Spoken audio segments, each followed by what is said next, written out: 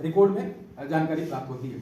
पहले ये भी बात, जो जॉब कार्ड है, जॉब कार्ड कोई किसी की डेथ हो गई हो, किसी का पलायन हो गया या बीपीएल से वो एपीएल में आ गया, उसकी वजह से उसकी आर्थिक स्थिति बदल गई, लेकिन उसका जॉब कार्ड कंटिन्यू रहा और कई जगह तो फर्जी जॉब कार्ड भी बने। और ऐसा भी ध्यान में आया कि कोई नौकरी कर रहा है, कोई सेठ जी कलकत्ता में काम कर रहा है, उनका भी जॉब कार्ड बना। ऐसे बहुत सारे रिकॉर्ड हैं। ये सारी बातें आई। यशस्वी प्रधानमंत्री जी ने एक कथन संसद में कहा था कि जो नरेगा है ये कांग्रेस की विफलताओं का एक जीता जागता नमूना है। मुझे लगता है यहां से बात शुरू होती है और तब चीजें बदलती हैं। अब 21 दिसंबर एक ऐतिहासिक दिन है जब राष्ट्रपति महोदया ने विकसित भारत जी राम जी जो कानून है उसको मान्यता दी है। आप जानते हैं कि विकसित भारत को लेकर बड़े सपने हैं और जी राम जी का जो पूरा नाम है वो है कि गारंटी फॉर रोजगार एंड आजीविका मिशन ग्रामीण। तो ये जी राम जी इस तरीके से बना है, ऐसा लगता है कि प्रभु श्री राम को समर्पित और जो राम राज्य की कल्पना है। महात्मा गांधी ने वैसे भी कहा कि उनकी अंतिम घड़ी में भी जो शब्द थे राम को समर्पित थे, हे राम, उन्होंने कहा था राम राज्य की वो कल्पना करते थे और ग्राम को बहुत केंद्र में रखते थे। वो कहते थे कि जो गांव है वो भारत की आत्मा गांव में निवास करती है, ऐसा कहते थे। मुझे लगता है महात्मा गांधी हमारे दिलों में है। इसी भाव को लेकर जो गांव की जो अर्थव्यवस्था उसको लेकर विकसित भारत जी राम जी जो कानून है वो माननीय नरेंद्र मोदी जी की सरकार लाई है और राष्ट्रपति जी ने उसको अनुमति दिया। इस कानून के जो प्रावधान है उसकी जब चर्चा करें तो सबसे बड़ी बात जो जनता जनार्दन के लिए है वो है जो नरेगा में 100 दिन थे, 100 दिन के रोजगार की जो गारंटी थी वो बढ़ाकर 125 दिन कर दी गई। आप समझिए कि ये 1.25 गुना हो गया। ऐसा ध्यान में आता है कि माननीय प्रधानमंत्री जी संकेत करना चाह रहे हैं कि विकसित भारत के लिए हम सभी को, मजदूरों सहित, किसानों सहित, हम जो मध्यम वर्ग है, जो नौकरी वाले हैं, जो देश की आम जनता है, महिला है, युवा है, सभी को 1.25 गुना काम करना पड़ेगा। ये संकेत उसमें दिखता है। दूसरा, उसमें नरेगा के कालखंड में जो भुगतान होता था मजदूरों को उसमें देरी बहुत होती थी। अब यह प्रावधान किया है कि हर 7 दिन में भुगतान होगा, वो भी डीबीटी के माध्यम से होगा। आप देखिए कितना बड़ा इसमें बदलाव है।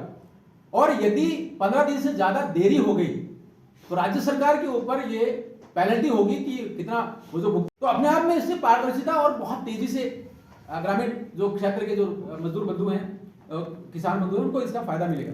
एक और लगता है कि जो फर्जी जो जॉब कार्ड बनते थे उन जॉब कार्ड बनने वाले उस पूरी प्रक्रिया उसको पारदर्शी बनाने के लिए और एकदम परफेक्ट बनाने के लिए प्रावधान किए।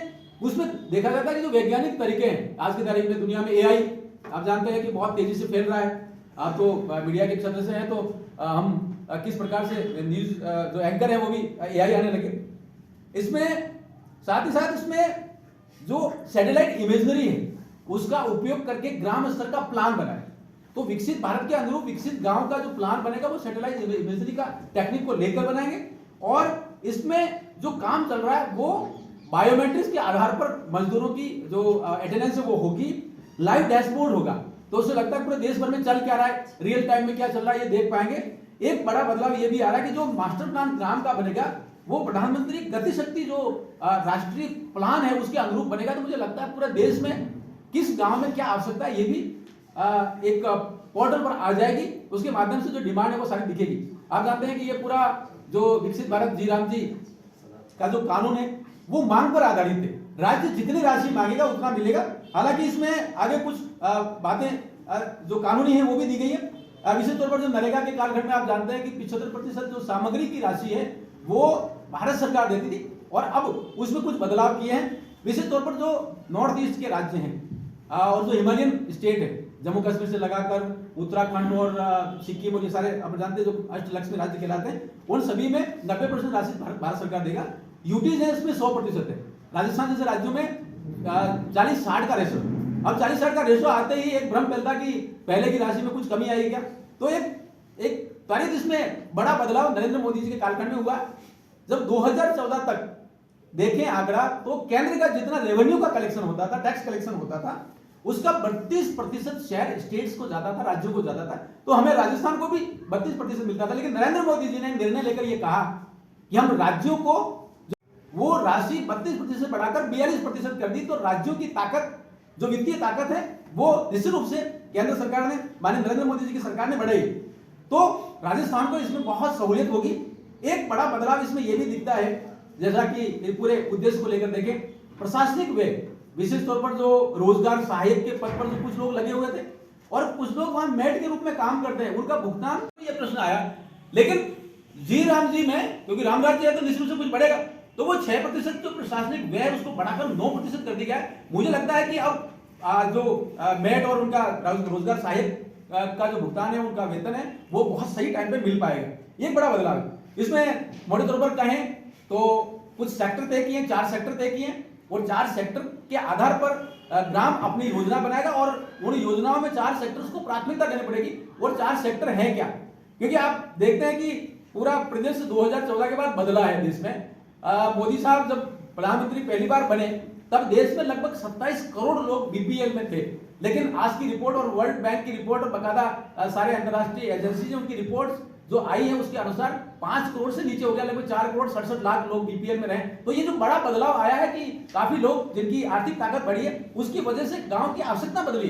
तो गांव की आवश्यकता में अगर देखें तो राजस्थान में हम लोग सब जानते हैं कि पहली आवश्यकता है वो है जल संरक्षण की। अगर पानी है तो सब कुछ आसान होगा, खेती भी होगी, महिलाओं का स्वास्थ्य भी अच्छा होगा, पीने का पानी भी जो दूर दूर तो लाना पड़ता वो नहीं होगा, तो और हैंडपंप कई बार सूख जाते हैं, तो वो सारी चीजें। तो जल संरक्षण पहली इसमें क्षेत्र रखा गया और उसकी वजह से एक कनेक्टेड क्षेत्र और है, वो है जो ग्रामीण क्षेत्र की जो एसेट है, परिसंपत्तियां हैं। अभी तक तो ये जो नरेगा था और कांग्रेस की जो कालखंड के प्रैक्टिसेस थी, आप जानते हैं कि अकाल राहत के नाम पे और उसमें सारा एक तगारी लेफ्ट साइड से भरी और राइट में डालते, तो इस तरह का एक पूरा उसमें कार्यक्रम होता था, उसमें कहीं पर भी पता नहीं लगता था कितना काम हुआ।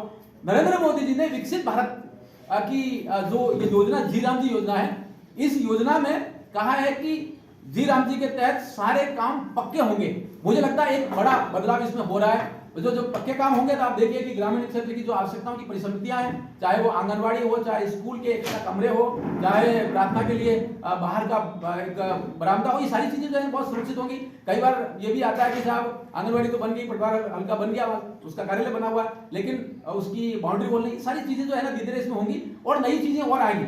जब गांव तय करेगा कि हमें एक सिलाई केंद्र बनाना है लाइवलीहुड को लेकर, तो ये भी एक महत्वपूर्ण सेक्टर रखा है। ग्रामीण क्षेत्र में जो आजीविका के जितने भी नए संसाधन हो सकते हैं, कोई बेस्ट प्रैक्टिस हमने केरल में देखी, उसको राजस्थान में लाना है, कोई बेस्ट प्रैक्टिस हमने मणिपुर में देखी, उसको यहाँ लाना है, तो वो भी सारी चीजें इसमें हो पाएंगी। तो पहला तीसरा सेक्टर जो हो गया वो हो गया लाइवलीहुड को लेकर। चौथा सेक्टर इसमें रखा है, गांव में यदि कोई आगजनी हो गई या कोई बाढ़ आ गई, तो जो अकाल राहत के जो काम, इसके आपदा प्रबंधन के जो काम है उसमें वो सारे किए जा सके, जिसमें अकाल राहत भी एक है। तो मुझे लगता है ये जो 4 सेक्टर में बांधा है, उसमें पानी की आवश्यकता के साथ साथ खेती बाड़ी, महिलाओं का जुड़ा हुआ सो आजीविका के जो काम है, और विशेष तौर पर आपने एक उदाहरण के माध्यम से कह दूं कि यदि कोई किसी गांव में सिलाई केंद्र खोलना है तो वो अब इसमें खुल पाएगा, क्योंकि वो आजीविका के साथ कनेक्टेड है। तो ये सारी चीजें इसमें बड़ी बदलाव आया। एक और चीज इसमें दिखती है वो ये है कि जो महिला है वो इससे सबसे ज्यादा लाभान्वित होगी, क्योंकि बड़ा है हिस्सा जो लगभग 58% महिलाओं का है, उसमें बहुत बड़ा इसमें हिस्सा दिखता है। एक चीज और इसमें दिखती है कि जो ऑडिट सिस्टम है, क्योंकि जब चीजें हो जाएंगी, मॉनिटरिंग होगा, सब कुछ होगा, तो हर राज्य में, हर जिले में एक लोकपाल बनाना ही पड़ेगा, क्योंकि जो कंप्लेन आती है उसको निगरानी में, उसको कैसे उसका निस्तारण करें। मुझे लगता है हर 6 महीने में ऑडिट होना और लोकपाल की व्यवस्था होना, ये भी अपने आप में एक बड़ा ताकत इसमें दिखती है। मुझे लगता है जब विकसित भारत के सपने देखते हैं, माननीय नरेंद्र मोदी जी कह रहे हैं विकसित भारत होगा, तो हमें समझ में ये आता है कि विकसित राजस्थान भी होगा, जब विकसित राजस्थान होगा तो विकसित उदयपुर भी होगा, विकसित उदयपुर होगा तो विकसित गिरवा भी उसमें होना चाहिए। तो और विकसित गिरवा में भी अगर देखें तो कोई एक गांव जो है ना उसका प्लान बनेगा। तो नरेंद्र मोदी साहब ने बहुत सुव्यवस्थित ढंग से सोचा है। एक प्रश्न आपके सामने अवश्य रखता हूं, कांग्रेस के बंधु कह रहे हैं अब इस तौर पर वल्लभनगर और आसपास के क्षेत्र में भ्रम फैला रहे हैं कि रोजगार खत्म हो गया और क्योंकि नरेगा नहीं रहा।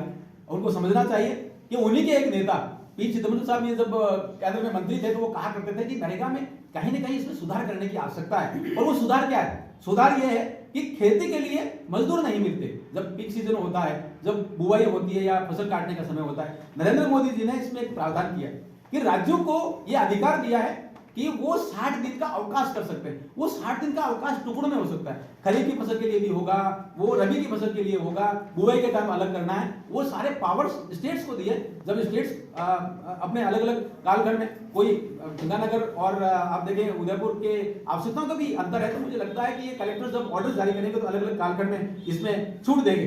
तो ये जो अवकाश है, इस अवकाश की वजह से 60 दिन की छुट्टी की वजह से इतना बड़ा बदलाव आ गया, खेती को ताकत मिलेगी। मैं खुद एक किसानों में जब गांव जाता हूं, मुझे लगता है कि वहां मजदूरों का अभाव है, तो बहुत बड़ी कठिनाई जो ग्रामीण क्षेत्र के हमारे किसान बंधु हैं वह महसूस करते थे, उसका भी इसमें एक समाधान प्रस्तुत किया है। इससे एक चीज और होगी, हमारा अन्नदाता किसान जो है वो बहुत मेहनत करता है, किसान सम्मान निधि के माध्यम से या दूसरे सारे काम के माध्यम से बड़ी ताकत तो नरेंद्र मोदी जी ने दी है, फसल बीमा भी दिया, लेकिन अब जब 60 दिन का अवकाश मिलेगा, खेतों को मजदूर मिलेंगे तो एक बड़ा बदलाव होगा। लेकिन इससे एक चीज तो समझ में आती है, पूरे साल में 365 दिन होते हैं और 365 दिन में 60 दिन निकाले तो फिर भी हमारे पास 305 दिन रहते हैं। 305 दिन में 125 दिन का रोजगार, और 125 दिन का रोजगार भी गारंटेड है, तो मुझे लगता है मोदी जी की गारंटी और गारंटी भी गारंटी है, तो ये एक बड़ा बदलाव इसमें देखने को मिलता है। मुझे लगता है मैं आपके माध्यम से सभी ग्रामीण जन, सभी मजदूर, सभी किसान बंधु, सभी ग्रामीण जन और महिला युवा सबको ये आग्रह करना चाहता हूँ कि देश में लगभग 6 करोड़ के आसपास जो 6 करोड़ के आसपास जो परिवार है जो नरेगा के माध्यम से जुड़े हुए थे, वो सारे के सारे जीराम जी का जो कानून है इसके माध्यम से जुड़ेंगे एक बड़े बदलाव के लिए। द कलर्स 18 उदयपुर न्यूज़ को सब्सक्राइब करें और हमेशा अपडेट रहिए।